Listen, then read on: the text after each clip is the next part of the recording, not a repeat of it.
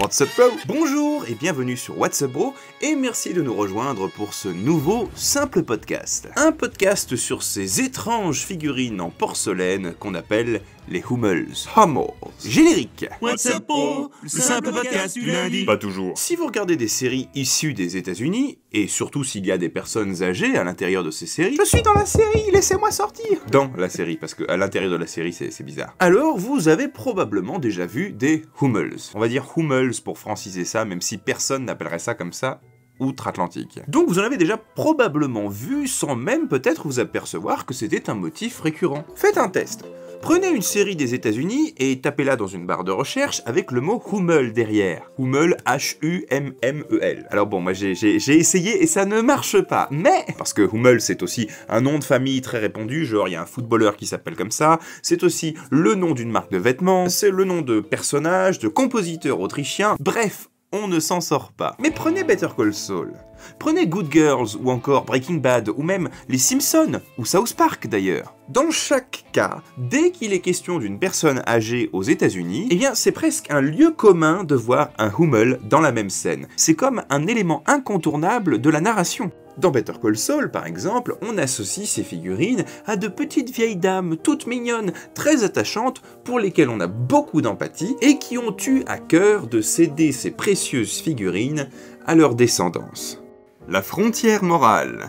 Vous vous en doutez, si les Hummels sont aussi récurrents dans les séries, c'est qu'ils ont une signification symbolique. Souvent, dans les séries, les Hummels, c'est quoi? Eh bien, c'est le trésor d'une mamie mignonne que des gens sans scrupules tentent de dérober. Dans Good Girls, eh bien, c'est un des tout premiers crimes des trois protagonistes. Elles volent ces petites figurines à la grand-mère d'un autre personnage. C'est le signe qu'elles sont prêtes à franchir une limite, et non plus à voler simplement des gens qui le mériteraient selon leur propre code de moralité. Prenons un autre exemple. Dans Breaking Bad, Marie, l'espace d'un instant, s'écarte de cette idée de moralité. Elle qui, jusqu'à présent, globalement, s'était plutôt posée du côté de la moralité, aux côtés de son mari Hank, le policier, par opposition à l'autre duo de criminels, lui, de Skyler et Walter, elle s'empare de quelques petits objets au cours de visites dans des maisons qui sont en vente. Et l'une de ces proies, eh bien, je vous le donne en mille, c'est précisément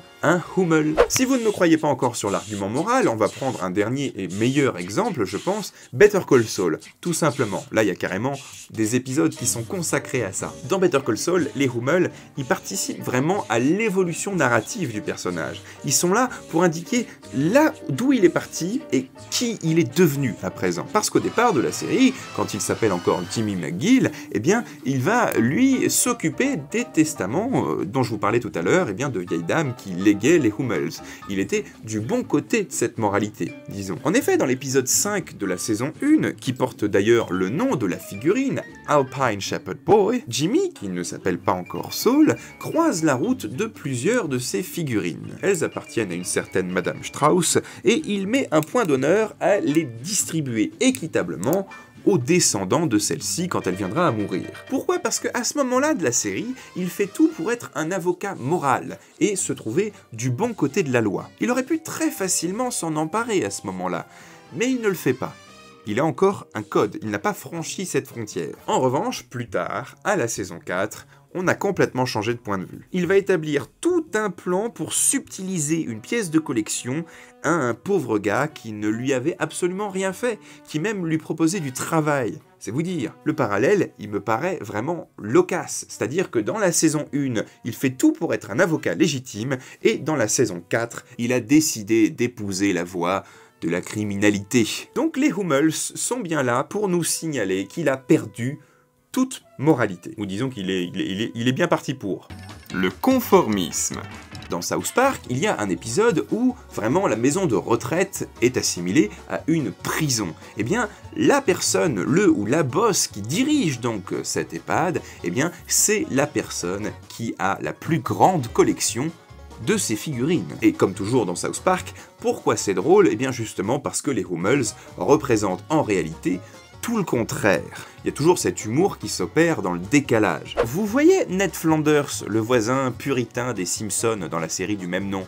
veux dire la série Les Simpsons. Il n'y a pas de série Ned Flanders. Enfin, je crois pas. Oui, mais tout le monde aime Ned Flanders. Eh bien, il vit une véritable passion pour ces petites figurines en porcelaine, au point qu'il décide de quitter Springfield pour rejoindre la ville qui les fabrique, Humbletown. Alors, c'est pas exactement des Hummels dans la série, mais c'est une parodie qui y fait clairement référence. Entre Hummel et Humble, il y a déjà pas une différence énorme. Ça se passe dans Diablesse chez Ned.com, le 20e épisode de la saison 16 des Simpsons. Là-bas, tout est lisse et propre. La règle, le maître mot, c'est le conformisme. Il faut suivre scrupuleusement toutes les règles, être aimable, poli, etc. Quel meilleur lieu de vie pour Ned Flanders, l'archétype du goody two shoes. Expression qui se moque vraiment des gens qui ne feront rien qui puisse paraître mal, atypique, anormal, interdit, amoral, etc. Seulement voilà, parmi la liste des règles absurdes, farfelues, arbitraires, auxquelles Flanders se prêterait bien volontiers, il y en a une qui constitue pour lui une limite infranchissable. On lui demande de raser sa précieuse et emblématique moustache. Et oui, les habitants qui fabriquent ces petites figurines Hummels leur ressemblent également beaucoup. Ils et elles ont des joues roses, ils sont polis, serviables, et surtout, personne n'a de moustache. Et bien que Ned Flanders envisage un temps de raser sa précieuse moustache pour se conformer à la norme, il refuse de se soumettre à cette loi anti-capillaire et arbore fièrement sa moustache tel le rebelle hippie qu'il est. Ouais, Ned Flanders, anticonformiste. Eh, tu sais, j'ai repéré un truc. Ouais, bah vas-y, je t'écoute. Tes figurines, là, elles représentent que des blancs, non? Ah oui. Oui. D'ailleurs, les personnages qui les collectionnent dans les différentes séries dont on a parlé sont tous blancs. Sauf le diable dans South Park. Ok. Je ne dispose pas de documents statistiques ou d'études sur la question, donc je ne pousserai pas l'enquête plus loin, mais ça me paraissait quand même important de le relever. Un objet à la mode? Donc voilà, les Hummels, aux États-Unis, c'est tout un phénomène. Alors, j'irai pas jusqu'à dire qu'il s'agit d'une mode, quoique, parce que c'est quand même aussi pas mal associé à une forme de ringardise aujourd'hui. Faut le dire. Mais si on y réfléchit 2 secondes, ça fonctionne exactement pareil qu'un autre phénomène de mode. Les Funko Pop. Bah ouais. Alors si vous connaissez pas les Funko Pop, c'est ces sortes de figurines avec des têtes gigantesques carrées là, enfin cubiques. Ouais, vous avez pas vu la dernière figurine de Stanley Kubrick? Elles sont toutes exactement sur le même modèle, là, un peu physiquement quand même, enfin je veux dire, tu vois très vite la marque de fabrique, et elles prennent une belle portion des librairies ou des magasins de jeux vidéo aujourd'hui. Ces figurines prennent pour modèle des personnages hyper connus de la pop culture, donc vous allez trouver des Funko Pop Iron Man, Shrek, Tom et Jerry j'imagine, Harry Potter, Naruto, Dark Vador, etc. Et vous allez me dire, ouais non, culturellement et plastiquement, on n'est pas du tout sur la même planète. On pourrait dire ça. D'un côté, vous avez du plastique et de l'autre de la porcelaine. D'un côté, vous avez une influence états-unienne et de l'autre une influence allemande. Au lieu d'avoir des personnages très connus et tous coulés dans le même moule, vous avez des petites figurines de bergers allemands. Non, pas cela. Des personnages créés de toutes pièces, mais sur un même modèle et qui racontent une petite histoire mignonne. D'accord, ok, voilà pour les différences et en même temps pas tant de différences que ça. D'ailleurs, dans les 2 cas, c'est le nom d'une marque. Funko Pop, c'est le nom d'une marque déposée en 98. Et les Hummels, n'est pas Hummel qui veut. Ça ressemble à un Hummel, ça ressemble à un Hummel, mais ce ne sont pas des Hummel. On va voir pourquoi. Et en français, on appellerait ça, tout simplement quoi, on verrait ça, on dirait c'est des figurines. On se rend pas forcément compte en France, quand on voit ce genre d'épisode, que c'est un véritable phénomène culturel. Et pourtant, aujourd'hui, si tu vois un Funko Pop et que t'appelles ça une figurine, tu passes pour quelqu'un qui est complètement à côté de la plaque. Et avec les Hummel, c'est pareil. D'ailleurs, il paraît que si tu fais une vidéo de 20 minutes sur les Hummel, aussi, tu passes pour quelqu'un qui est complètement à côté de la plaque. Les Funko Pop d'aujourd'hui seront les Hummels de demain. Des figurines créées massivement, dont certaines se vendront bien plus cher que d'autres aux ventes aux enchères dans quelques années, et qu'on expose déjà dans exactement le même genre de vitrine que les Hummels. Une marque clairement reconnaissable qui est un phénomène de mode d'une époque particulière. Qu'on les regarde sous l'angle de la collection, ou du plaisir individuel, ou même de la valeur que ça peut conférer à un individu en société, comme un bien de positionnement, n'est-ce pas? Eh bien, la pratique des Funko Pop ou la pratique des Hummels eh bien c'est strictement la même. Ce qui les différencie surtout, c'est l'époque, la technique et le modèle. Ouais, c'est déjà beaucoup, mais quand même. En tant que pratique sociale, c'est la même chose. Un marché inattendu. Et puis, il y a un autre point intéressant. On découvre qu'il y a un véritable marché des Hummels. Et croyez-le ou non, il y en a même qui se revendent au marché noir. Et cher. Et dans la vraie vie, pour rire, tapez Hummel figurine dans un site de vente en ligne, et vous allez rigoler en regardant les prix. À un moment, j'avais envisagé d'en acheter une pour vous la montrer, sur ma chaîne. 175 €, 229 €, 538 €,84, 1250 €, mais c'est pas fini. Et quant aux versions grand format, elles peuvent carrément atteindre les 26 500 $. Donc si jamais vous en aviez une chez vous, eh bien je vous invite à vous renseigner un petit peu avant de la vendre pour 50 centimes en brocante. C'est un conseil d'amis. Car oui, s'il y a une chose que les séries comme Better Call Saul ou Good Girls nous apprennent, c'est que, eh bien, parfois on peut confondre deux figurines qui ont l'air parfaitement identiques, alors qu'il y en a une qui vaut beaucoup plus cher que l'autre. Et en somme, on peut croire qu'on a entre les mains une figurine somme toute assez banale, le Merry Wanderer, alors qu'en réalité, on détient le Bavarian Boy, un Hummel quasiment identique au précédent, mais qui, lui, est rarissime et très cher. Donc voilà, si vous en avez hérité un de votre oncle en Amérique ou bien de votre bisaïeule allemande, bien réfléchissez-y un petit peu, renseignez-vous sur sa valeur, quoi. Car vous avez peut-être un véritable trésor entre les mains. Et l'argent, il y a que ça qui compte. D'ailleurs, pour moi, petite parenthèse, il y a une petite incohérence dans ces séries où les personnages qui possèdent et collectionnent les Hummels ne savent pas du tout quelle est leur valeur véritable. Alors que, si vous me demandez, moi j'aurais tendance à dire que c'est précisément les gens qui collectionnent ces pièces-là qui sont les mieux placés pour savoir combien ça vaut. A priori, c'est des gens qui se sont renseignés la plupart du temps. Oui, mais c'est comme si t'avais gardé les cartes Pokémon de ton enfance dans une boîte. Aujourd'hui, tu pourrais être le propriétaire d'une carte très chère, mais sans le savoir. Oui, je comprends, mais alors dans ce cas-là, elles seraient peut-être pas dans leur état de conservation optimale. J'ai essayé de retrouver des histoires de vol de Hummel ou alors de trafic de Hummels, parce que je suis sûr qu'il y en a dans la vraie vie, mais je n'en ai pas trouvé. Hélas, je suis navré. Si jamais vous connaissez des histoires comme ça, je vous invite à les laisser en commentaire. Et sans doute qu'avec plus de temps et de patience, j'aurais pu en trouver, mais franchement, voilà, la vidéo est sans doute déjà assez longue comme ça, et je ne me sentais pas trop d'examiner en détail toutes les minutes de tous les procès où le mot Hummel apparaît et qu'il n'est en fait qu'un nom de famille dans 98% des cas. Voilà, vous m'excuserez. L'origine des Hummels.